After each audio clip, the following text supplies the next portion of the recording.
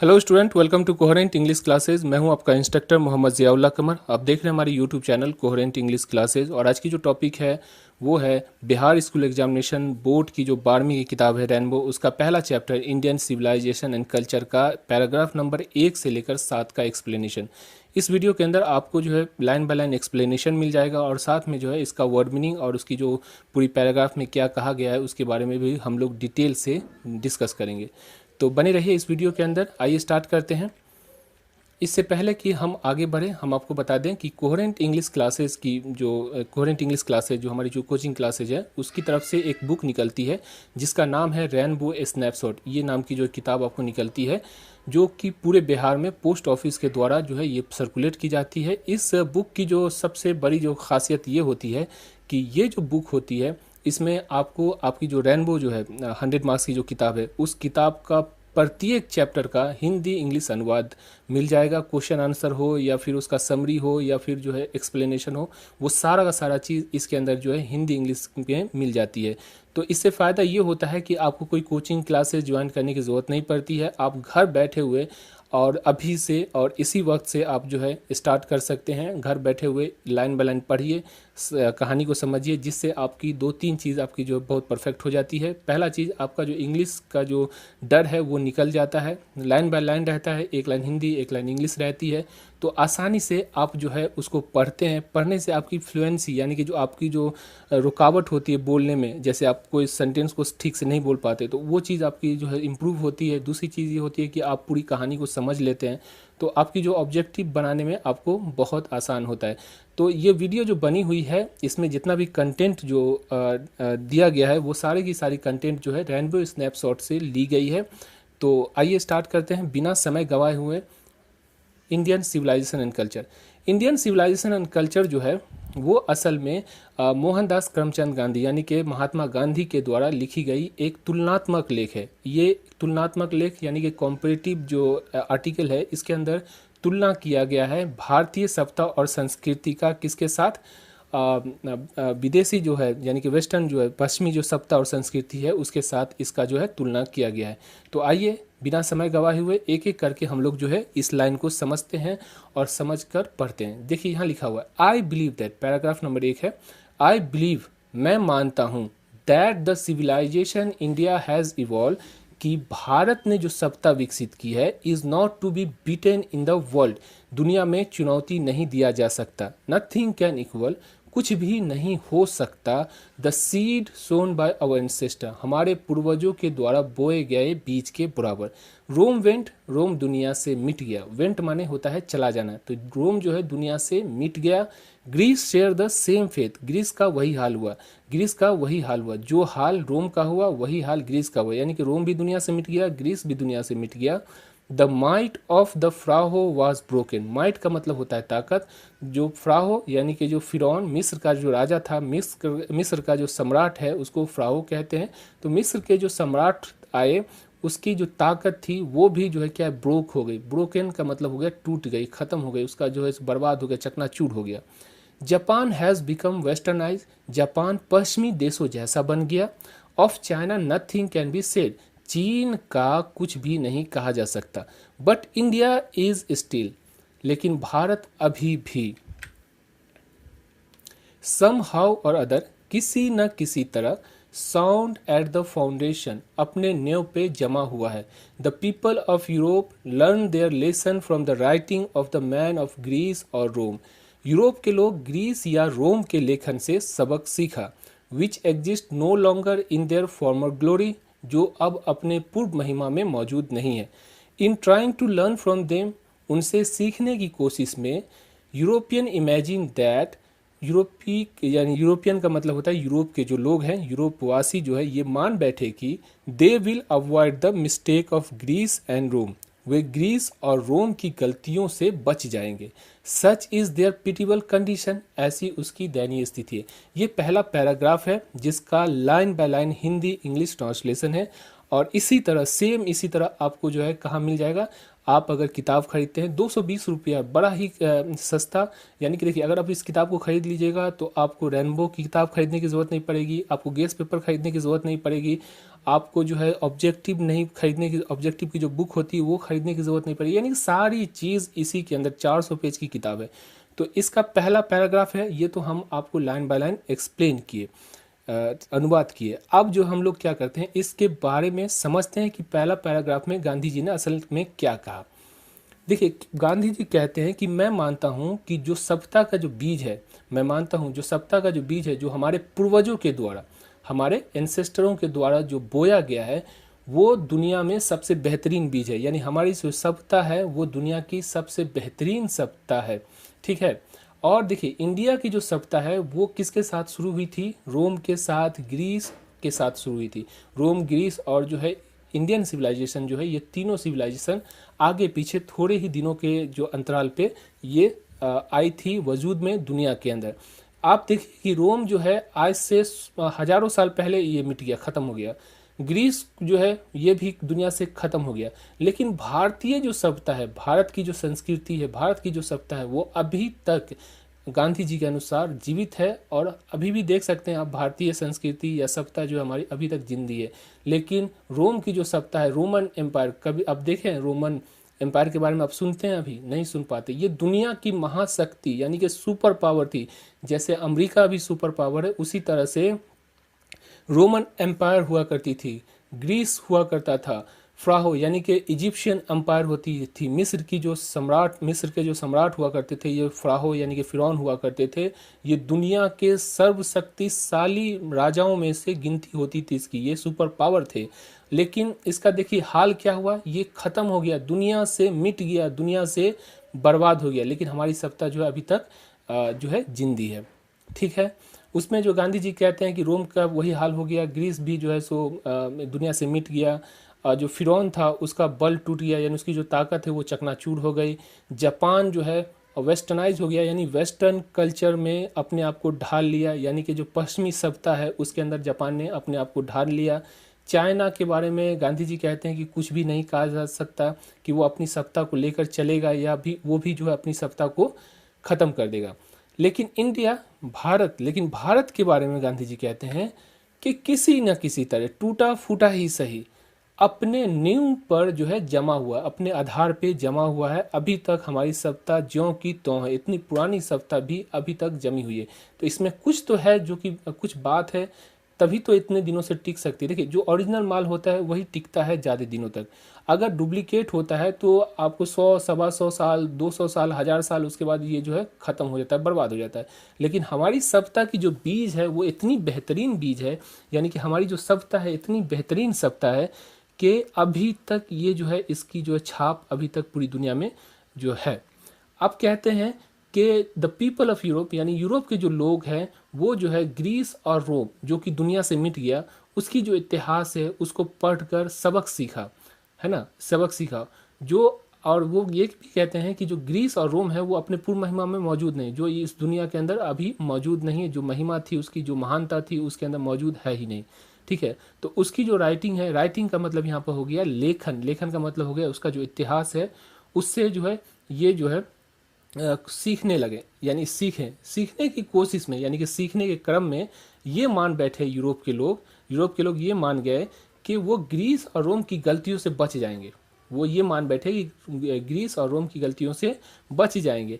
ऐसी उसकी दयनीय स्थिति, यानी इतनी बुरी हाल है उसकी कि वो ये समझता है कि जो रोम और उसकी जो इतिहास अगर हम पढ़ लेंगे तो उसकी गलती को हम सीख लेंगे और सीखने के बाद उस गलतियों को नहीं करेंगे तो हम बच जाएंगे। ऐसा नहीं होता है। सभ्यता जो होती है वो कुछ और चीज़ होती है, किसी गलती के सीखने की चीज़ नहीं होती, उसके अंदर बहुत चीज़ों का समावेश होता है। तो भारतीय सभ्यता जो हमारी वो बेहतरीन सभ्यता है, इस पहले पैराग्राफ का जो है गांधी जी ने इस निचोड़ निकाला है। अब हम क्या करेंगे कि इसमें से जो कुछ वर्ड है जो कि भारी भारी वर्ड है उसको हम लोग जो हाईलाइट कर देते हैं।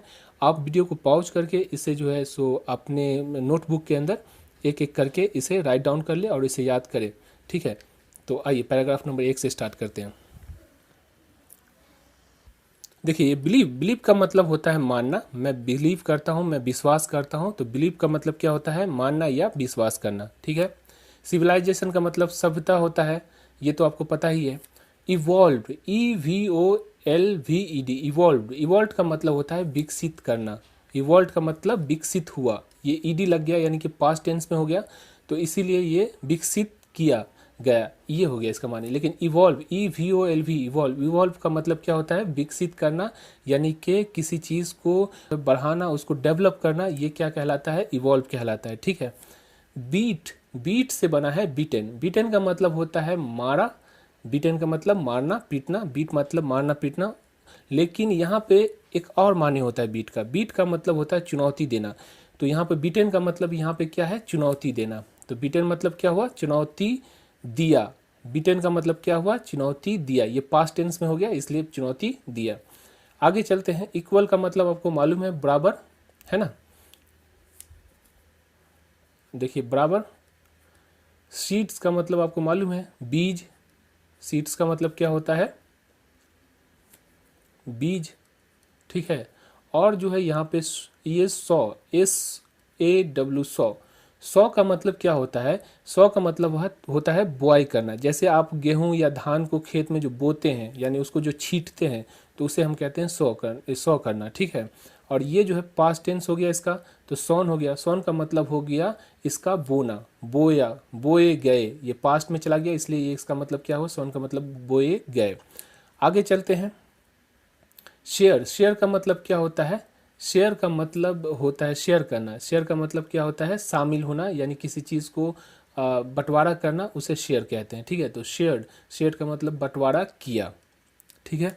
आगे चलते हैं, माइट, माइट का मतलब होता है ताकत, माइट का मतलब क्या होता है, ताकत या बल, माइट का मतलब ताकत या बल।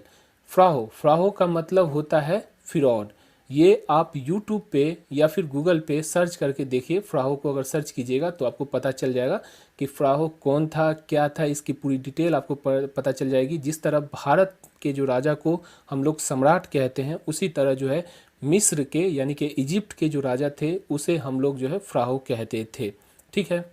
वेस्टर्नाइज, वेस्टर्नाइज जो हुआ वेस्टर्न से बना है, वेस्टर्नाइज का मतलब हो गया किसी यानी पश्चिमी जो सभ्यता है उसमें ढल जाना, वेस्टर्नाइज का मतलब क्या होगा, पश्चिमी सभ्यता में ढल जाना या पश्चिमी देश जैसा बन जाना, ठीक है। लेकिन ईडी लगा हुआ है, ये भी पास्ट टेंस में है, तो वेस्टर्नाइज्ड यानी कि पश्चिमी देशों जैसा बन गया, पश्चिमी देशों जैसा बन गया, ठीक है। तो ये इसका माने हो गया। स्टिल का मतलब आपको मालूम ही है, स्टिल माने अभी भी या अभी तक, अभी भी या अभी तक। आगे चलते हैं, ये बहुत बेहतरीन चीज़ है आपकी, ये जो वर्ड है सम हाउ और अदर, किसी न किसी तरह, किसी न किसी तरह, किसी न किसी तरह होता है सम हाउ और अदर, ठीक है।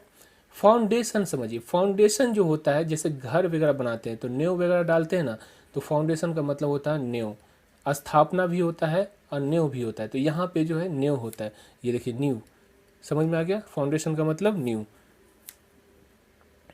राइटिंग, राइटिंग का मतलब तो होता है लेखन, और ये जो है इतिहास भी कहलाता है, यानी उसकी जो राइटिंग है मतलब उसका जो इतिहास है, तो लेखन या इतिहास दोनों कहा जा सकता है, ठीक है। एग्जिस्ट, एग्जिस्ट माने मौजूद होना, एग्जिस्ट माने मौजूद होना। फॉर्मर मतलब कि पूर्व, जैसे फॉर्मर आर्मी है ना, तो ये पूर्व आर्मी हो गया, पूर्व कहलाया।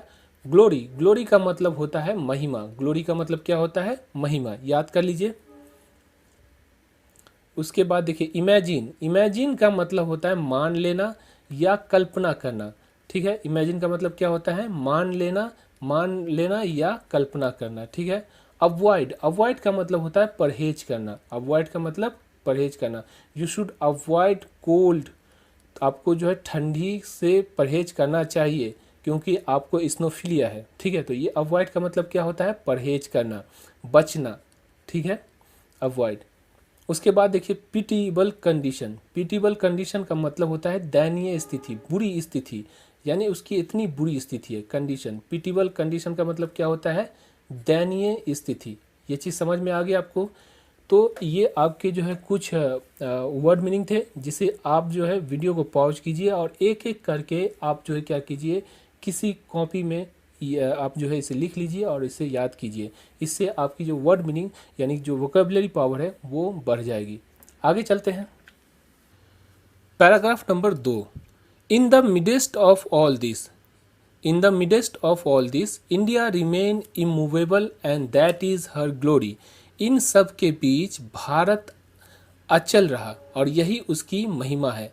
It is a charge against India that her people are so uncivilized, ignorant and stolid that it is not possible to induce them to adopt any changes. यह भारत के खिलाफ आरोप है कि उसके लोग इतने अशिक्षित, अज्ञानी और बेवकूफ़ हैं कि उन्हें किसी भी परिवर्तन को अपनाने के लिए प्रेरित करना संभव नहीं है। It is a charge really against our merit, what we have tested and found true on the anvil of experience. वास्तव में ये हमारे योग्यता के खिलाफ आरोप है जिसे हमने अपने अनुभव की निहाई पे परखा और सही पाया। We dare not change.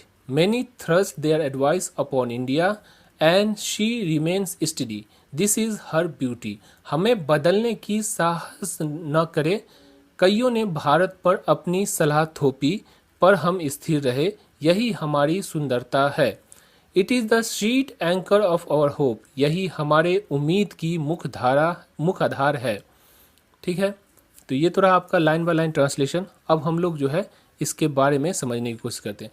Paragraph number 2 में कहते हैं, जो गांधी जी कहते हैं कि इस सबों के बीच जब रोम दुनिया से मिट रहा था, ग्रीस का पतन हो रहा था और जो है ताकत जो थी फिरौन की वो ख़त्म हो रही थी, तब भी जो है भारत क्या रहा, इमूवेबल। इमूवेबल का देखिए, मूव का मतलब क्या होता है, घूमना फिरना, एबल का मतलब लायक, यानी वो चीज़ जो घूमने लायक हो यानी चहल पहल कर सके, उससे मूवेबल कहते हैं। और इमूवेबल यानी कि वो चीज़ जो चल फिर ना सके, एक जगह पे स्थिर रहे। तो उसी तरह जो भारत की जो सत्ता थी वो स्थिर रही, दुनिया में हलचल हो रही थी, रोम जो है टूट रहा था, ग्रीस जो है की पतन हो रही थी और जो है फ़राहों की ताकत टूट रही थी, फिर भी भारत जो है अचल रहा, यानी कि उसमें कोई खासा जो कोई चेंजेस नहीं आया।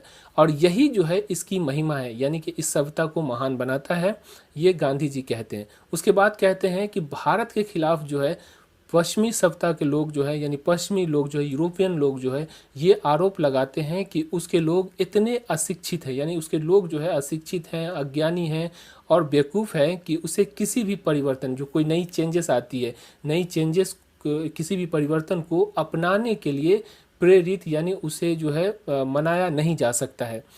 और आगे ये कहते हैं कि वास्तव में ये जो चार्ज लगाते हैं, ये जो हम पे दोष लगाते हैं कि हम अशिक्षित हैं, हम अज्ञानी हैं, हम बेवकूफ़ हैं, ये असल में हमारी जो योग्यता है, हमारी जो सलाहियत है उसके खिलाफ है, जिसे हमने ये जो योग्यता है, इस योग्यता को हमने जो है निहाई पे, अनुभव की निहाई पे, एक्सपीरियंस की निहाई पे जो है हमने परखा और सही पाया है। आगे कहते हैं गांधी जी कि हमें जो बदलने की साहस न करे, हम जैसे हैं वैसे ही रहने दें हमें। कईयों ने भारत पे अपनी सलाह थोपने की कोशिश की, लेकिन हम उसकी सलाह को नहीं माने। हमारे जो मर्जी में था, हमारी जो सत्ता जो कह रही थी, उस सत्ता के हिसाब से हम चले और यही हमारी सुंदरता है और यही हमारी जो है मुख्य आधार है, यानी कि जो मेन हमारा जो आधार है वो है, यानी हमारी जो सत्ता है यही हमारी मुख्य आधार है। ठीक है, ये तो रहा एक्सप्लेनेशन आपका। अब हम लोग इसमें से जो मेन जो वर्ड है उसके मीनिंग को हम लोग समझने की कोशिश करते हैं। देखिए, in the midst of all, in the midst of all, इसका मतलब होता है इन सब के बीच, इस सभी के बीच, इन सब के बीच। ठीक है, in the midst of all. ठीक है, रिमेन मतलब रहना, रिमेन माने बरकरार रहना, रिमेन माने बरकरार रहना। इमूवेबल हमने आपको अभी बताया कि वो चीज़ जो मूव नहीं की जा सकती। जैसे आप देखिए कि आपकी जो गाड़ी है वो मूव करती है, एक जगह से दूसरी जगह आप उसे ले जा सकते हैं, लेकिन रेलवे स्टेशन या फिर आपका घर है, क्या आप उसको उठा के ले जा सकते हैं? नहीं ले जा सकते। तो आपका जो घर है वो क्या है? इमूवेबल है। और आपकी जो गाड़ी है या आपकी जो मोबाइल है या आप खुद हैं वो क्या है? मूवेबल है। यानी कि वो चीज़ जो मूव कर सके उसे मूवेबल कहते हैं, और वो चीज़ जो मूव ना कर सके यानी इधर उधर आगे पीछे नहीं जा सके, हिल डुल नहीं सके, उसे हम क्या कहते हैं? इमूवेबल कहते हैं। तो इमूवेबल का जो हिंदी होता है वो होता है अचल। इमूवेबल का मतलब अचल होता है, यानी कि वो चीज़ जो चल ना सके उसे हम क्या कहेंगे? इमूवेबल कहेंगे। और ग्लोरी, देखिए यहाँ पे ग्लोरी, ग्लोरी का मतलब होता है महिमा, उसकी जो महानता ग्लोरी कहलाती है। ठीक है, आगे चलते हैं। यहाँ पे चार्ज, चार्ज का मतलब होता है यानी किसी से पैसा चार्ज करना, यानी किसी पे जो है फाइन लगाना, ये भी हो सकता है। चार्ज माने बैटरी को चार्ज करना, वो भी होता है। और चार्ज का मतलब होता है आरोप लगाना, या किसी पे जो है आप जो है दोष लगाते हैं, उसे हम जो है क्या कहते हैं? चार्ज कहते हैं। ठीक है, तो यहाँ पे जो है चार्ज का मतलब क्या होगा? आरोप होगा। ठीक है, यहाँ देखिए अनसिविलाइज्ड, अनसिविलाइज्ड का मतलब हो गया क्या? वो लोग जो सिविलाइज्ड न हो, जिसमें सभ्यता नहीं हो, सब लोग नहीं हो, असभ्य लोग जो है। अनसिविलाइज्ड का मतलब क्या होता है? असभ्य लोग। इग्नोरेंट का मतलब होता है अज्ञानी, जिसमें ज्ञान ना हो। और जो है एस्ट्रोलाइट का मतलब होता है बेवकूफ़। एस्ट्रोलाइट का मतलब क्या होता है? बेवकूफ़। तो इसे याद कर लीजिए। इंड्यूस्ड, टू इंड्यूस का मतलब होता है प्रेरित करना, यानी बहलाना फुसलाना। इंड्यूस का मतलब क्या होता है? प्रेरित करना या बहलाना फुसलाना होता है। ये चीज़ समझ में आ गया? प्रेरित करना भी होता है, बहलाना फुसलाना। इंड्यूस का मतलब प्रेरित करना या बहलाना फुसलाना। ठीक है, मेरिट, मेरिट का मतलब क्या होता है? मेरिट का मतलब होता है योग्यता, हमारी जो अच्छाई है उसे भी कहते हैं योग्यता या अच्छाई। ठीक है, एनविल को समझिए। एनविल क्या होता है? आप कभी लोहार के पास गए होंगे चाकू बनाने के लिए या फिर छुरी बनाने के लिए या उसको तेज कराने के लिए, तो क्या करता है? लोहार के पास दो चीज़ होता है। लोहार के पास एक हथौड़ा होता है और एक जो है लोहे का बड़ा सा जो है सो एक सील होता है, जिस पे आपके चाकू को रखा जाता है गर्म करके, और उसके ऊपर से हथौड़ा मारा जाता है। तो जो सील कहलाता है उसे जो एनविल कहते हैं, उसे निहाई कहते हैं। ठीक है, आप इसे गूगल पे सर्च कीजिए एनविल, तो उसका पिक्चर आ जाएगा और आपको समझ में आ जाएगा। ठीक है, तो एनविल जो होता है, तो वो जो आपकी जो निहाई है यानी कि आपका जो सील है, उस पे हमने जो है पटक पटक के अनुभव का से जो अनुभव की जो निहाई है, उस पे हमने अपनी सभ्यता को पटक पटक के परखा, उसको देखा, और हमने जो सही पाया कि हमारी जो सभ्यता है वो सही है। समझ में आ गया? आगे चलते हैं। अब यहाँ पे देखिए थ्रस्ट, थ्रस्ट का मतलब क्या होता है? थ्रस्ट का मतलब होता है थोपना, किसी चीज़, किसी के ऊपर कोई चीज़ को थोप देना। जैसे आपको इल्ज़ाम है, उसको थोप दिया, तो थ्रस्ट का मतलब क्या होता है? थोपना, या फिर जो है किसी चीज़ के अंदर घुसाना। जैसे थ्रस्ट, मान लिए कि आपका जो हथौड़ा है उसके अंदर अगर आप उसकी जो डंडा होती है लकड़ी की बनी हुई, उसको जो घुसाते हैं तो वो क्या कहलाएगा? थ्रस्ट कहलाएगा। तो दो चीज़ होता है, थ्रस्ट का मतलब होता है थोपना भी होता है, और थ्रस्ट का मतलब किसी चीज़ के अंदर किसी चीज़ को घुसाना भी होता है। तो यहाँ पर जो है थ्रस्ट का मतलब क्या है? थोपना।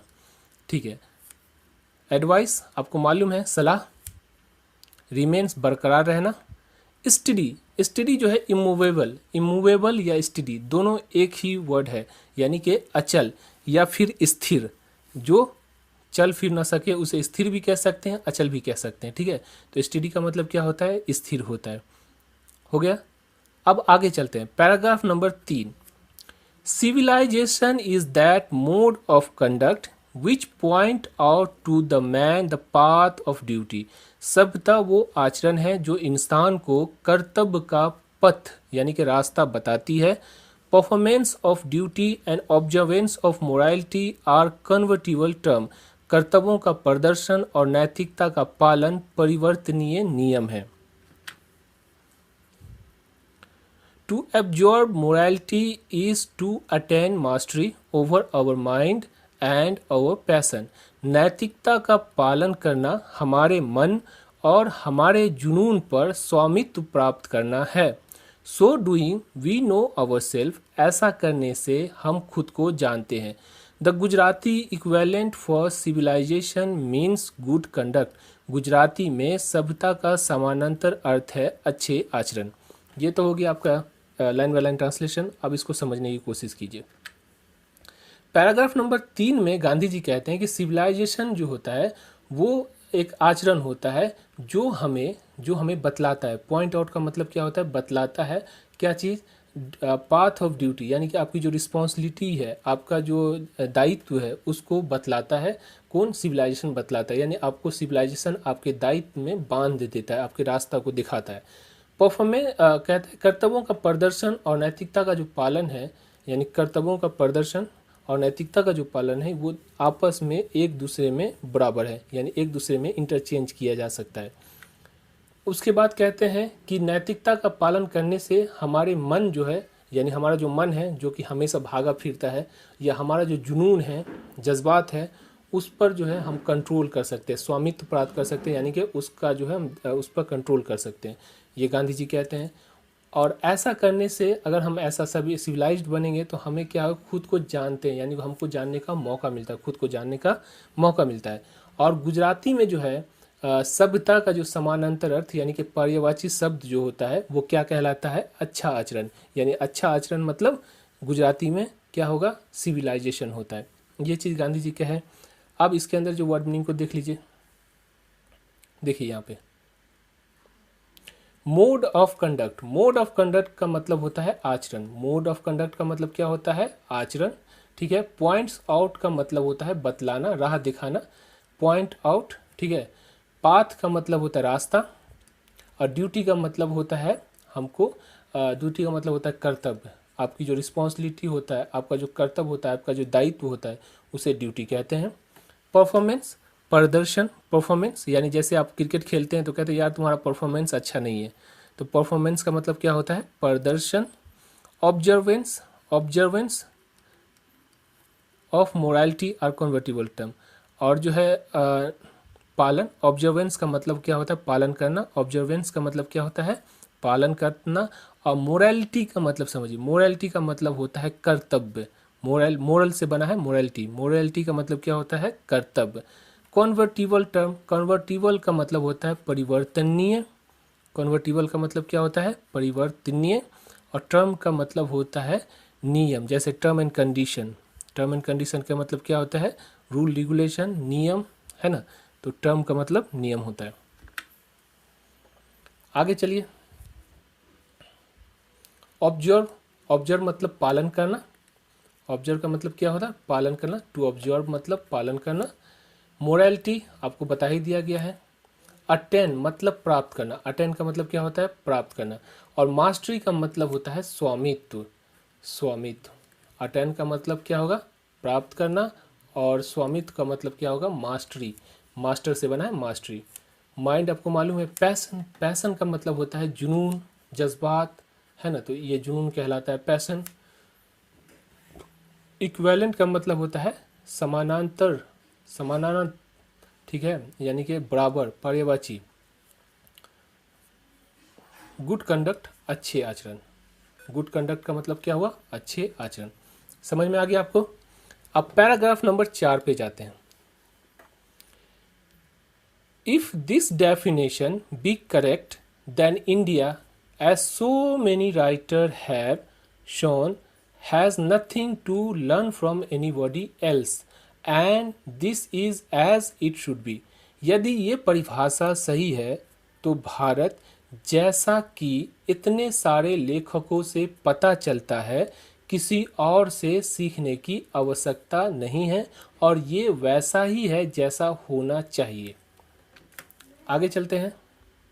अच्छा, पैराग्राफ नंबर 4, इसमें कहते हैं कि जो ये जो परिभाषा सही है, अगर सिविलाइजेशन का मतलब ये होता है कि अच्छा आचरण, तो हर इंसान को अच्छा आचरण करना चाहिए।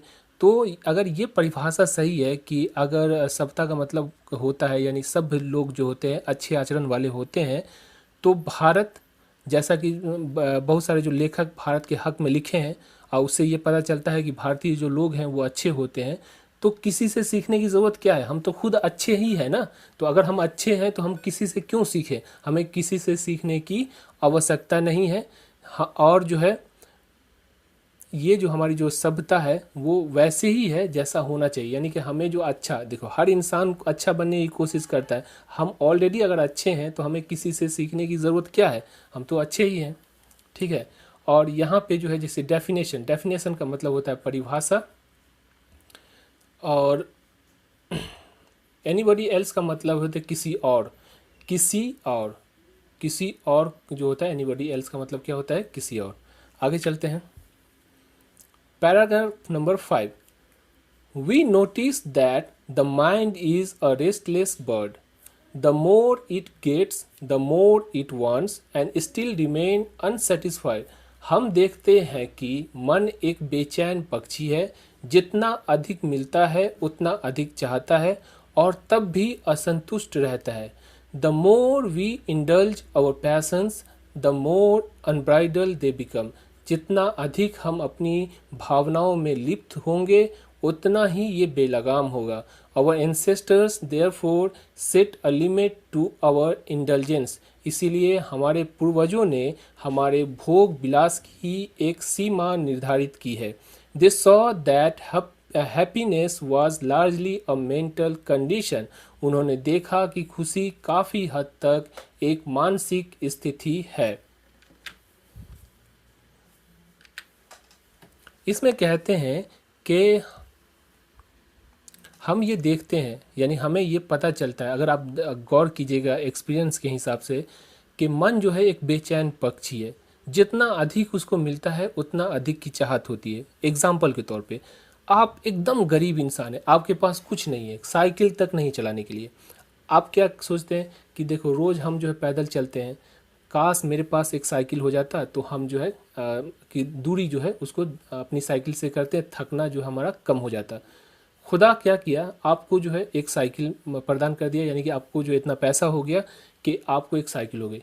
क्या सोचिएगा आप, 2 महीना, 4 महीना, 5 साल आप चलाइएगा साइकिल, उसके बाद कहिएगा यार साइकिल चलाने से तो पूरा बदन हमारा थक जाता है, क्यों ना ऐसा करें कि हमें जो काश एक गाड़ी हो जाती, यानी कि हमारी जो 2 व्हीलर बाइक हो जाती है हमारे पास। फिर किसी दिन के बाद आपको बाइक भी हो जाती है, तो आप क्या कहिएगा, बाइक तो हो गई, अब क्यों ना ऐसा करें कि थोड़ा सा अपनी स्टेटस को बढ़ाएं और एक जो है 4 व्हीलर कार, यानी कि जो गाड़ी है उसे हमें हो जाए। तो फिर आपको आप क्या कीजिएगा, फिर आप जो है 4 व्हीलर गाड़ी के पीछे भागिएगा। अगर 4 व्हीलर गाड़ी हो भी गई आपको, मान लीजिए शुरुआत में आपको नैनो से ही आपको सेटिस्फाई हो गया, लेकिन फिर आप जो है 2 साल 4 साल के बाद आप कहिएगा नहीं नैनो नहीं, आप थोड़ी लग्जरियस कार, यानी जिसके अंदर सुख सुविधा हो, ऑटोमेटिक गियर वगैरह हो, उस तरह की कार। तो देखिए आपका जो है वांट्स, यानी आपकी जो चाहत है वो दिन प्रतिदिन बढ़ती ही जा रही है। तो गांधी जी यही समझाने की कोशिश करते हैं कि हमें ये पता है कि हमारी जो मन है वो क्या है, एक बेचैन पक्षी जैसी है, जितना अधिक उसको मिलता है उतना और जो है वो असंतुष्ट होता जाता है और चाहत उसकी बढ़ती जाती है ना। तो कहता है जितना हम अपनी भावना में लिप्त होंगे उतना बेलगाम होते जाएंगे। और देखिए अगर आपकी चाहत बढ़ती जाए, और अपनी चाहत को आप पूरा करना स्टार्ट कर दे, एक वक्त आता है, देखिए अमीरी गरीबी सभी इंसान के साथ लगी रहती है। अब मान लीजिए कि अगर आप अपनी चाहत को एकदम बेलगाम से, यानी बेतरतीब पैसा जो है आप खर्चा कर रहे हैं, खुदा आपको दिए हुआ है तो आप आराम से जो है पैसा खर्चा कर रहे हैं, लेकिन देखिए एक वक्त आएगा, हो सकता है कि आपके पास पैसा ना हो, तो अगर आपका मन अगर बेलगाम हो जाएगा तो आप चोरी करेंगे, अपनी जो है मन को, अपनी जो चाहत को, अपनी डिज़ायर को पूरी करने के लिए क्या करेंगे, आप चोरी करेंगे। तो यही गांधी जी कहने की कोशिश कर रहे हैं कि मन जो बेचैन पक्षी है उसको ज़्यादा ढील नहीं देना चाहिए, अपनी भावनाओं को पर लगाम लगाना चाहिए, ठीक है। आगे कहते हैं कि इसीलिए हमारे जो पूर्वज हैं, यानी हमारे जो बाप दादा थे, इसीलिए हमारी जो भोग विलास की जो चीज़ थी उसका एक सीमा निर्धारित किया गया था कि ये भोग विलास की ज़रूरत की चीज़ है, थोड़ा सा आराम, थोड़ी सी आपकी ज़िंदगी में भोग विलासिता आ जाए, लेकिन एक लिमिट के बाद आपकी जो है ये भोग विलासिता जो है वो नहीं होनी चाहिए। तो इसीलिए हमारे पूर्वजों ने इस पर लगाम लगाया था और हमारी सत्ता के अंदर इसको दिया है। अब यहाँ पे बड़ी अफसोस की बात है कि हमारी जो समाज है उसके अंदर अब जो है हर लोग भोग विलासिता यानी कि सुख चैन की ज़िंदगी जीने का आदी हो चुका है। तो ये जो है आपकी नष्ट, आपके पतन का जो है सबसे बड़ा कारण बन सकता है। तो गांधी जी आगे भी कहते हैं कि उन्होंने देखा, यानी कि हमारे जो बाप दादा थे उसने देखा कि ये जो खुशी जो है वो आपकी मेंटल, यानी कि आपकी जो मानसिक स्थिति है, ये नहीं है कि अब पैसा आ जाएगा तो खुशी हो जाएगी, अगर पैसा नहीं रहेगा तो आपकी खुशी नहीं रहेगी। आगे गांधी जी इसको, और यानी पैराग्राफ नंबर 6 में गांधी जी इसको समझाने की कोशिश करते हैं। आइए स्टार्ट करते हैं। अच्छे, तो ये तो रहा आपका एक्सप्लेनेशन। अब इसको थोड़ा सा देख लीजिए। नोटिस का मतलब होता है वी नोटिस, यानी कि हमने देखा। नोटिस, जैसे मान लीजिए कि आप दो दोस्त जा रहे हैं, अचानक रोड से एकदम चमचमाती हुई कार गई, तो आप कहोगे ना अपने दोस्त को, तुमने देखा क्या, ये जो है कार निकली, तो डिड यू नोटिस, क्या तुमने देखा, क्या तुमको एहसास हुआ, आभास हुआ। तो नोटिस का मतलब क्या होता है, एहसास होना, आभास होना, देखना। ठीक है, तो ये चीज़ भी याद रख लिया। नोटिस का मतलब नोटिस भी होता है, जैसे किसी को नोटिस पकड़ा दिया, तो ये दो मतलब होता है। लेकिन यहाँ पे नोटिस का जो मतलब है वो क्या है, आभास होना, देखना। ठीक है, उसके बाद रेस्टलेस, रेस्टलेस यानी कि वो चीज़ जिसमें रेस्ट की लेस हो, रेस्टलेस हो, यानी कि वो चीज़ जिसके अंदर चैन की कमी हो, यानी बेचैन। रेस्टलेस का मतलब क्या हो गया, बेचैन, बेचैन। समझ में आ गया। रिमेन्स का तो हम बता ही दिए, बरकरार रहना। अनसेटिस्फाइड, सेटिस्फाइड से बना हुआ है अनसेटिस्फाइड। अनसेटिस्फाइड का मतलब क्या होता है, असंतुष्ट, असंतुष्ट। समझ में आ गया। इंडल्ज, इंडल्ज का मतलब होता है क्या, लिप्त होना, किसी चीज़ में अपने आप को उलझा लेना, वो क्या कहलाता है, इंडल्ज कहलाता है। पैशन का आपको बता ही दिए, भावना, उत्तेजना, आपकी जो है सो आपकी जज्बात, ये जो पैशन कहलाती है। अनब्राइडल, अनब्राइडल का मतलब जो है क्या होता है, बेलगाम। अनब्राइडल मतलब बेलगाम। समझ में आ गया। एंसेस्टर, एंसेस्टर का मतलब होता है बाप दादा, पूर्वज, जो हमसे पहले गुजर चुका है इस दुनिया से, उसे एंसेस्टर कहते हैं। इंडल्जेंस, देखिए इंडल्ज से बना है, इसी से बना है ये क्या, इंडल्जेंस बना है। इंडल्जेंस का मतलब होता है भोग विलास, भोग विलास। इंडल्जेंस का मतलब क्या होता है, भोग विलास। Limit, set a limit, set a limit का मतलब होता है सीमा निर्धारित करना, सीमा निर्धारित करना। सेट यानी सेट करना, लिमिट को सेट करना, यानी कि आपकी जो सीमा है उसको सेट करना, निर्धारित करना। लार्जली, काफ़ी हद तक। लार्जली का मतलब क्या है, काफ़ी हद तक। मेंटल, मानसिक, यानी कि दिमाग से रिलेटेड। और कंडीशन का मतलब होता है स्थिति। समझ में आ गया। आगे चलते हैं।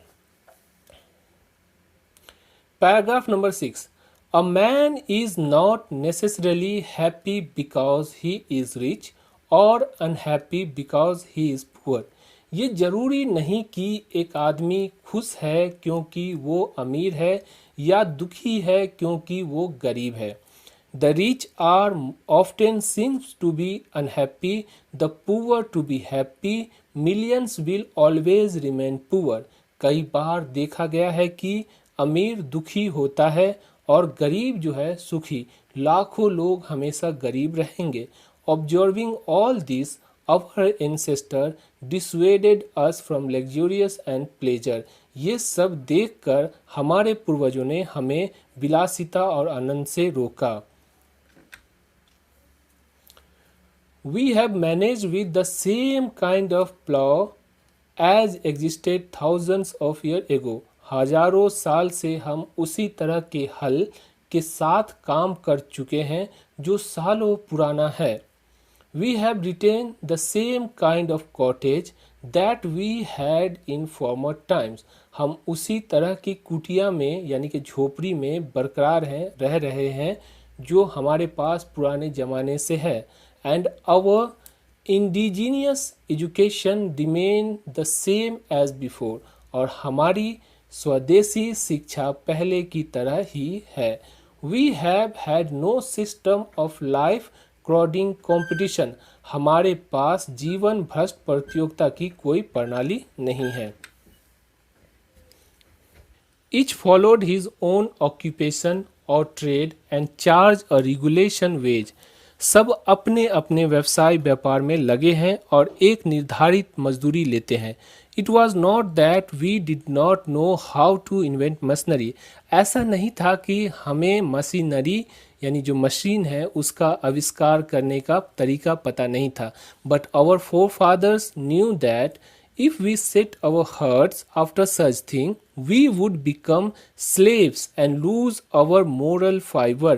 बल्कि हमारे पूर्वजों को पता था कि अगर हम ऐसी चीज़ों में अपना दिल लगाते हैं तो हम उस चीज़ के दास यानी कि गुलाम बन जाएंगे और अपना चरित्र जो है, अपना जो कैरेक्टर है, अपनी जो खासियत है उसको खो देंगे। They therefore, after due deliberation, decided that we should only do what we could do with our hands and feet. They saw that our real happiness and health consisted in a proper use of our hands and feet. वे इसलिए विचार विमर्श के बाद यह निर्णय लिया कि हमें केवल वही करना चाहिए जो अपने हाथों और पैरों के बल पे कर सके, यानी हम वही काम करें जो अपने हाथ यानी कि सेल्फ डिपेंडेंट हो जाए हम लोग। उन्होंने देखा कि हमारी जो वास्तविक खुशी है और जो स्वास्थ्य है हमारे हाथों और पैरों के उचित उपयोग में है। ठीक है, तो ये पैराग्राफ नंबर 6 हुआ। अब इसका जो है सो समझ लेते हैं कि गांधी जी ने इस पैराग्राफ नंबर 6 में क्या कहा। गांधी जी कहते हैं कि देखिए ये ज़रूरी नहीं है कि जो यानी पिछले पैराग्राफ में यानी कि 5वां पैराग्राफ में गांधी जी ने कहा था कि आदमी की जो खुशी है वो मेंटल यानी कि आपकी मानसिक स्थिति होती है, यानी वो सारी चीज़ आपके दिमाग में होती है। खुशी या गम जो होता है आपके दिमाग से पैदा होता है। उसके बाद 6ठा पैराग्राफ में यानी कि इस पैराग्राफ में गांधी जी कहते हैं कि ये ज़रूरी नहीं है कि कोई आदमी खुश तभी होगा जब वो अमीर होगा, यानी उसके पास धन होगा, उसके पास पैसा होगा तभी वो खुश होगा, या वो आदमी जिसके पास पैसा नहीं है या वो आदमी जो गरीब है वो दुखी है। तो ये देखिए ये गांधी जी समझाने की कोशिश करते हैं कि आप ये जो पैसा है, रुपया पैसा, इससे खुशी का लेना देना नहीं है। अब हम आपको एक एग्जांपल देते हैं। मान लीजिए कि एक इंसान है, एक आदमी है और वो बहुत पैसा वाला है, बहुत पैसा वाला है, यानी उसके पास दुनिया की सारी दौलत है, लेकिन वो इंसान की अपनी सेहत ठीक नहीं है, यानी कि वो इंसान के पास जो है सो दम्मा है, उस इंसान को जो है सो चीनी है, डायबिटीज़ है, ब्लड प्रेशर है, डिप्रेशन है, सारी चीज़ है उसके पास, सारी चीज़ दिया, यानी अल्लाह ताला ने उसको पैसा भी दिया है और उसको बीमारी भी दिया है। अब वो डॉक्टर के पास जाता है तो डॉक्टर कहता है आप दाल रोटी खाइए, आप गोश्त मछली नहीं खा सकते। देखिए कितनी तकलीफ होगी। तो देखिए खुशी जो अगर पैसा से खरीदा जाता तो वो इंसान के पास बहुत सारा पैसा है, वो आदमी जो है खुशी खरीद सकता है, लेकिन देखिए उससे बड़ा दुखी आदमी कौन हो सकता है जिसके पास सेहत न हो। तो खुशी जो है आपको पैसा से नहीं, ये आपकी दिमागी कंडीशन से होती है। लेकिन एक दूसरी उसके उलट देखिए, एक गरीब आदमी है जिसके पास कुछ नहीं है, रोज़ जो है 200-400 रुपया कमा के लाता है, घर पे आता है, बीवी को देता है, बच्चे को खिलाता है, अपनी ज़रूरत को पूरा करता है, 100-50 बचा लेता है। आप वो इंसान के पास उसके बदन में कोई भी बीमारी नहीं। और ये चीज़ आप देखिए ये एकदम प्रैक्टिकल है आपको कि जितना अमीर होगा उतना मोटा होगा, उतना तोद उसका फुला होगा, और वो इंसान के पास उतनी तरह की जो है बीमारी होगी। यानी पैसे वाले के पास ज़्यादा बीमारी होती है, गरीब इंसान के पास नहीं होती है। तो गरीब इंसान के पास अगर सेहत है और उसके पास पैसा नहीं है तो खुश है।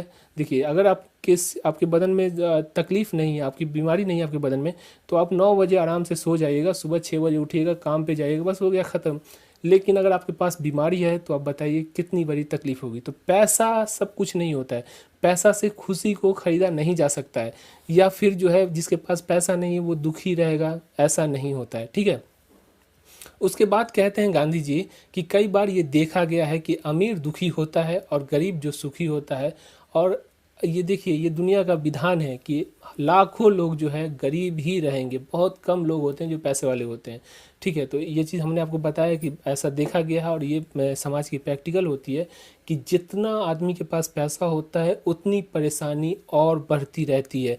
आप कभी किसी पैसे वाले से जाके पूछिए कि आप अपने दिल पे हाथ रख के बताइए क्या आप खुश हैं, तो वो कहेगा नहीं। लेकिन वो इंसान जिसके पास थोड़ा बहुत पैसा है और थोड़ा बहुत बचा लेता है, मिडिल क्लास से पूछिए, कहता हम बहुत खुश हैं, हमारा घर चल रहा है, हमारा परिवार चल रहा है, हमारी बेटी की शादी हो गई, हम बहुत खुश हैं। तो देखिए कितनी बड़ी चीज़ होती है, ठीक है। उसके बाद फिर कहते हैं गांधी जी कि ये सब जो है देखकर हमारे पूर्वजों ने, यानी ये जो चीज़ देखा कि जो अमीर यानी पैसा से जो है हर चीज़ आपकी जो दुख या तकलीफ़ नहीं दूर हो सकती है, इसीलिए जो हमारे जो पूर्वज थे उसने जो है विलासिता और आनंद, यानी कि जो भोग विलास की ज़रूरत है, यानी खुशी की जो चीज़ है और आनंद करने की जो चीज़ होती है, उससे हमें जहाँ तक हो सका रोका, ठीक है। उसके बाद कहते हैं कि हजारों साल से गांधी जी समझाने की कोशिश करते हैं कि देखिए हजारों साल से हम उसी तरह के हल के साथ काम कर चुके हैं, और जो है हमारा जो हल यानी जो हम हल जोतते हैं खेत के अंदर वो उसी तरह का, यानी कि उसमें चेंजेस कुछ नहीं आई है। हम जो है उसी कुटिया में यानी कि उसी झोपड़ी में रह रहे हैं जहाँ जो कि साल लाखों साल से हजारों साल से चले आ रही है, उसी झोपड़ी में हम रह रहे हैं। और हमारी जो स्वदेशी शिक्षा है, यानी हमारी जो डिसिप्लिन है, हमारी जो स्वदेशी शिक्षा है, वो जो है हमें ये नहीं सिखाती कि जीवन भ्रष्ट प्रतियोगिता को की प्रणाली को अपनाएं। यानी हमारी जो सभ्यता है, हमारी जो टीचिंग है, हमारी जो स्वदेशी जो एजुकेशन है, वो नहीं बताती है कि हमें जीवन भ्रष्ट प्रतियोगिता में हमें जो है अपने आप को लिप्त कर लेना चाहिए, उस प्रणाली में अपने आप को घुसा लेना चाहिए।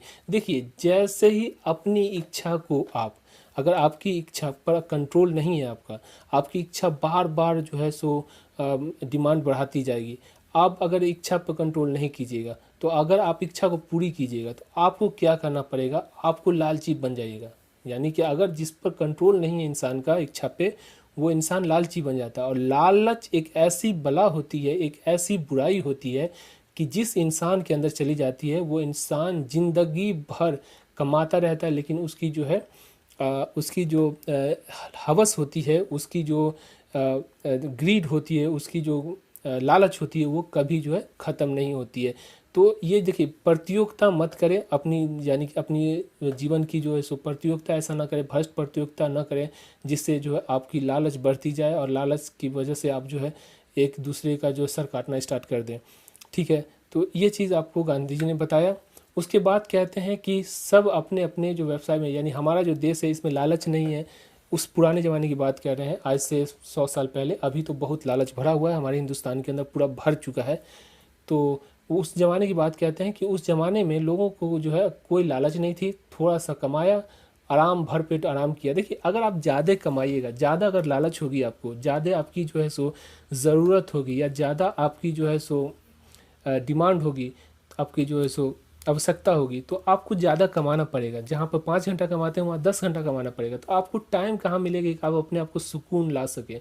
तो वही गांधी जी समझाते हैं कि देखिए उस ज़माने की बात को बताते हुए कहते हैं कि अपने अपने व्यवसाय में सारे के सारे लोग जो है अपना अपना छोटा मोटा व्यवसाय, कोई जो खेती कर रहा है, कोई जो है सो बनिया है यानी कि अनाज खरीद बेच रहा है, लगे हुए हैं और निर्धारित मजदूरी लेते हैं, यानी कि उसकी जो मजदूरी होती है वो ले लेते हैं। और वो कहते हैं कि ऐसा नहीं है कि जो मशीनरी का आविष्कार करने का तरीका हमें पता नहीं है। मशीनरी का तरीका जो है, देखिए अब भारत के जो जितने भी नामी ग्रामी साइंटिस्ट हैं, और मोस्ट ऑफ द केस में हर जगह पे आईटी फील्ड हो या फिर जो ये सारी फील्ड के अंदर हिंदुस्तान जो है अपनी जो है सो अपनी लोहा मनवा चुका है। तो ऐसा नहीं है कि हमें मशीन का आविष्कार करने नहीं आता, हमारे पास दिमाग नहीं है, एकदम हम पागल आदमी है, ऐसा नहीं है। लेकिन हमारे जो पूर्वज है को पता था, हमारे पूर्वज को पता था कि अगर हम ऐसी चीज़ों में, यानी कि मशीन बनाएंगे, मशीन से जो है सो मशीन बनाएंगे और उस चीज़ के अगर उसको हम बनाएंगे तो हम उसके दास बन जाएंगे और अपना चरित्र को खो देंगे। अब इसका एग्जाम्पल देखिए, पहले ज़माने में क्या होता था कि लोग जो है सारा चीज़ अपने हाथ और पैर के बल पे करता था। तो अपने हाथ और पैर के बल पे जब आदमी करता था काम, तो क्या होता था, जब आदमी अपने हाथ पैर के बल पे काम करता था तो उसको बीमारी नहीं होती थी, वो एकदम चुस्त दुरुस्त होता था। लेकिन जैसे ही मशीन आई तो क्या हुआ, मशीन आई, आदमी जो है एकदम लेजी हो गया, एकदम जो है सुस्त हो गया, और उसके साथ साथ क्या हुआ, आदमी के अंदर बीमारी आना पैदा हो गया। अब देखिए हम कभी जिम खाने का कोई कॉन्सेप्ट था हमारे देश के अंदर? हम लोग इतना काम करते थे, दिन सुबह से लेकर शाम तक तो हम काम करते थे खेत में, तो अपना बॉडी ऐसे ही 6 पैक निकला हुआ रहता था। लेकिन अब क्या है भाई, अगर आपको 6 पैक निकालना होगा तो आपको जिम ज्वाइन करनी पड़ेगी। तो देखिए मशीन आने से आपके अंदर कितनी बड़ी जो है खराबी पैदा हो गई। आपकी जो एक्सपेक्टेशन थी 100 साल, देखिए आपकी दादी या परदादी कोई ऐसी बूढ़ी पुरानी औरत होगी या मर्द होंगे, वो 100 साल तक जीते थे, लेकिन आज हमारी स्थिति ये हो चुकी है कि 30-35 क्रॉस करने के बाद बीमारी धर लेती है आदमी को और 50 में जाके मर जाता है। ये किस चीज़ की वजह से हुआ? ये मशीनरी की वजह से हुआ, समझे? तो यही चीज़ हमारे जो है गांधी जी समझाए यहाँ पे। उसके बाद जो है गांधी जी कहते हैं कि वो इस विचार विमर्श के बाद, यानी कि उसको ये पता चला कि मशीन वगैरह आ जाएगी तो हमारी जो क्षमता है वो कम हो जाएगी, तो ये जो विचार विमर्श करने के बाद जो है वो निर्णय लिया कि हमें केवल वही काम करना चाहिए जो अपने हाथ पैर के बल पे कर सके, ताकि हम चुस्त और दुरुस्त रह सके। और एक चीज़ देखिएगा, जो आदमी जितना थकता है उतना खुश रहता है, क्योंकि वो उतना जल्दी सोता है। अगर आप नहीं थकिएगा तो आप 12 बजे रात को सोइएगा, लेकिन आपके पिताजी अगर मान लीजिए कि खेत में काम करते हैं, वो 8 से 9 बजे आते आते जो है सो जाएंगे। लेकिन आप अगर काम नहीं करते हैं, आप दिन भर बैठे रहते हैं, तो आप देखिएगा 2 बजे रात से पहले नहीं सोइएगा और जो है आप 9 बजे दिन से पहले नहीं उठिएगा। तो ये चीज़ को देखिए, आप जितना थकिएगा, जितना काम कीजिएगा, आपकी बॉडी उतनी फ्री होगी और आपको जो है क्या होगा, आप जो है रोग से दूर रहिएगा। तो जो हाथ पैर का, तो हमारे जो पूर्वज थे उसने काफ़ी सोच विचार के बाद ये निर्णय लिया कि हमें जो है अपने हाथ पैर से जो काम कर सकते हैं वही चीज़ करना चाहिए, मशीन का सहारा हमें नहीं लेना चाहिए। क्योंकि हमारी जो वास्तविक खुशी है वो यानी स्वास्थ्य हमारे हाथों और पैरों के उचित प्रयोग से, यानी हमारी जो खुशी और हमारा जो स्वास्थ्य जो है, हमारी जो सेहत है, वो क्या है, हमारे हाथ पैर के चलाने फिराने से है। तो ये चीज़ गांधी जी ने बताया। आगे चलते हैं, पैराग्राफ नंबर 7।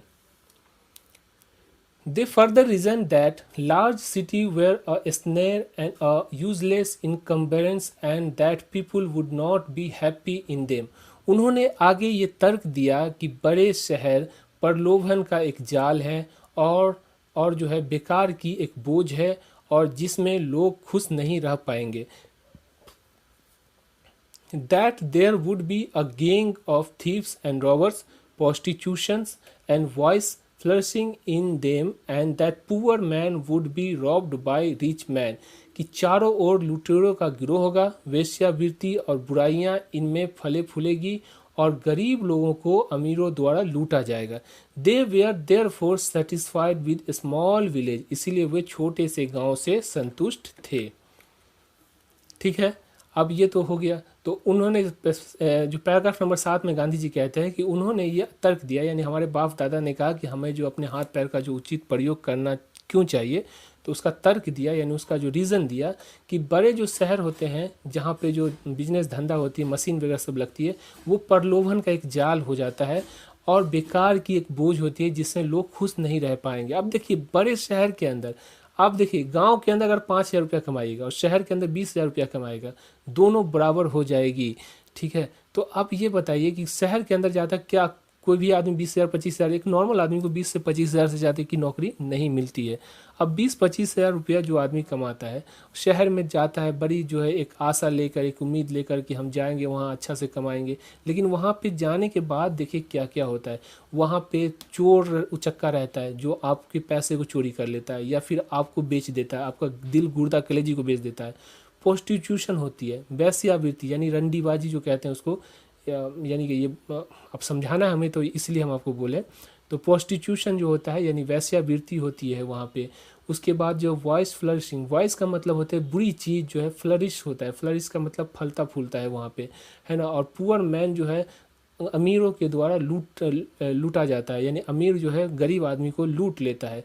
ठीक है, दे वेयर देयरफॉर, इसीलिए उन्होंने यानी हमारे पूर्वजों ने satisfy with the small village, वो अपने गांव से संतुष्ट थे, अपना जो खेती बाड़ी करते थे, अपना छोटा मोटा धंधा करते थे, उससे जो आता था। देखिए, सबसे बड़ी चीज़ होती है आपकी बेसिक चीज़ पूरी हो जाती थी, आपको किसी और के पास जो है आपको हाथ फैलाने की ज़रूरत नहीं पड़ती थी। इसीलिए जो ग्रामीण जो इलाका था उसके अंदर लोग जो है सुखी और शांति, अभी भी ग्रामीण इलाका के अंदर लोग जो है सुख और शांति के साथ अपने जीवन को व्यतीत करते हैं। अब थोड़ा सा इसका जो वर्ड मीनिंग को देख लीजिए। नेसेसरली का मतलब होता है ज़रूरी नहीं। नेसेसरली का मतलब क्या होता है, ज़रूरी। नेसेसरली माने एकदम आवश्यक, ज़रूरी। ठीक है, उसके बाद आप देख लीजिए यहाँ पे मिलियन, मिलियन का मतलब होता है लाख, 10 लाख। ऑब्जॉर्बिंग, ऑब्जॉर्बिंग का मतलब होता है देखकर, यानी इसको एब्जॉर्ब करके, इसको समझ बूझकर। एंसेस्टर का मतलब समझ ही आ गया। डिसवेडेड, डिसवेडेड का मतलब होता है रोकना, रोका। डिसवेडेड का मतलब रोका, डिसवेड का मतलब क्या होता है, रोकना। लग्जरियस और प्लेजर्स, लग्जरियस प्लेजर का मतलब होता है विलासिता और आनंद, ठीक है। प्लेजर का मतलब होता है आनंद और लग्जरियस का मतलब होता है विलासिता। समझ में आ गया, आगे चलते हैं। प्लाव, प्लाव का मतलब होता है हल, जो बैल से खींचा जाता है, खेत जोतने के लिए उपयोग होता है, उसे हम कहते हैं। समझ में आ गया। एग्जिस्टेड, मौजूद, बता दिए थे हम आपको पिछले वाले पैराग्राफ में।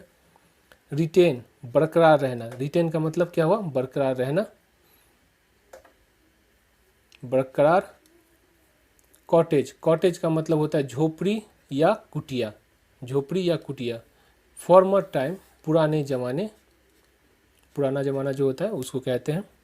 इंडिजीनियस, स्वदेशी।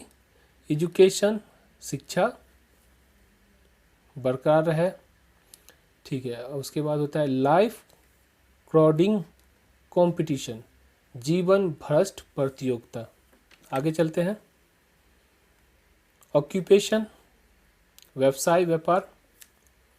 ऑक्यूपेशन एंड ट्रेड, ट्रेड मतलब व्यापार होता है, ऑक्यूपेशन का मतलब होता है व्यवसाय। वेज, वेज का मतलब होता है मजदूरी। इन्वेंट का मतलब होता है आविष्कार करना। फोर फादर, एंसेस्टर या फोर फादर दोनों का मतलब होता है पूर्वज, बाप दादा, ठीक है। ये परिवाची शब्द है किसका, एंसेस्टर का।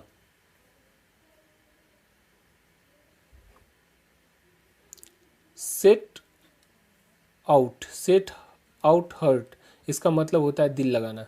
सेट हर्ट का मतलब क्या होता है, दिल लगाना, ठीक है। स्लेव्स मतलब गुलाम या दास।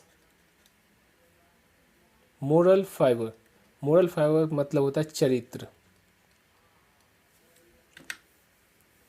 आगे चलिए।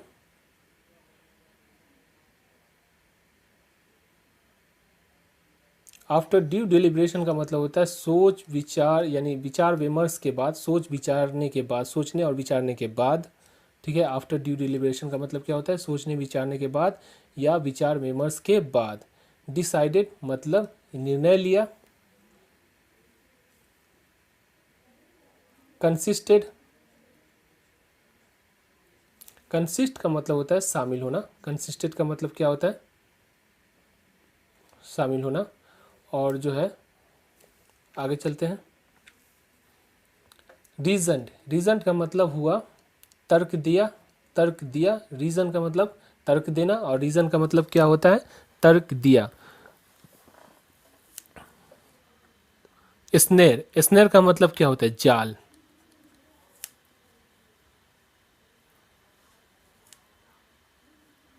यूजलेस इनकम्प्रेंस का मतलब होता है बेकार की बोझ, यानी बेकार की चीज।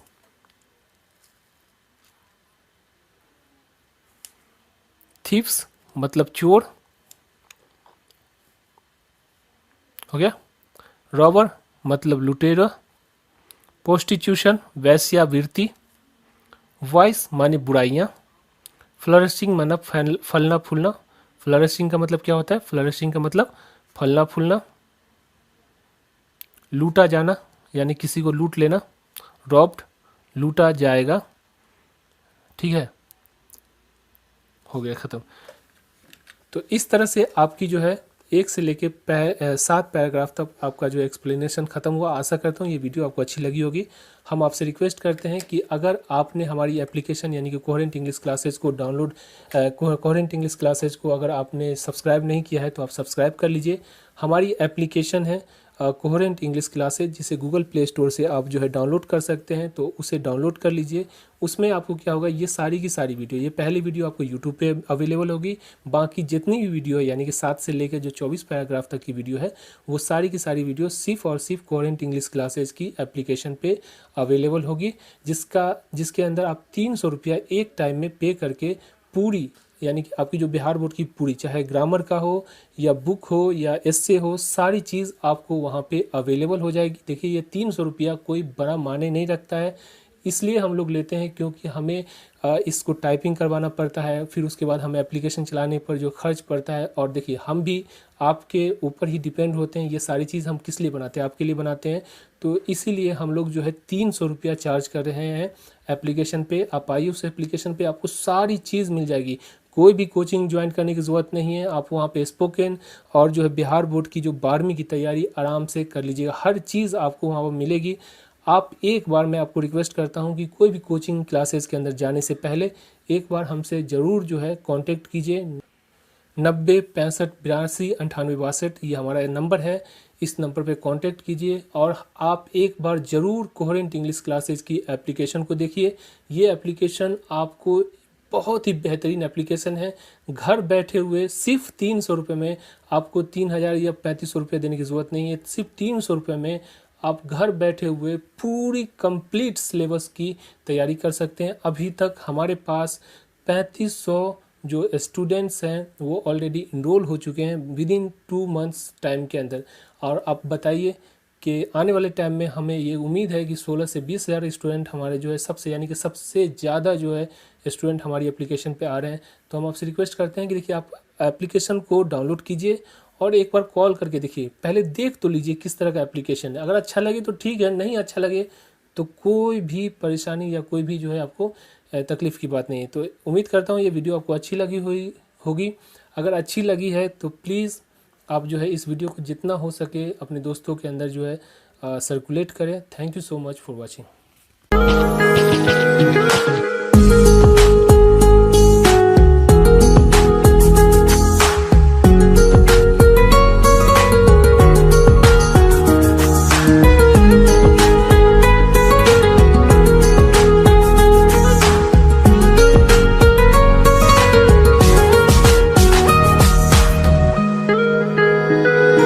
Thanks for watching video, and for more videos please subscribe.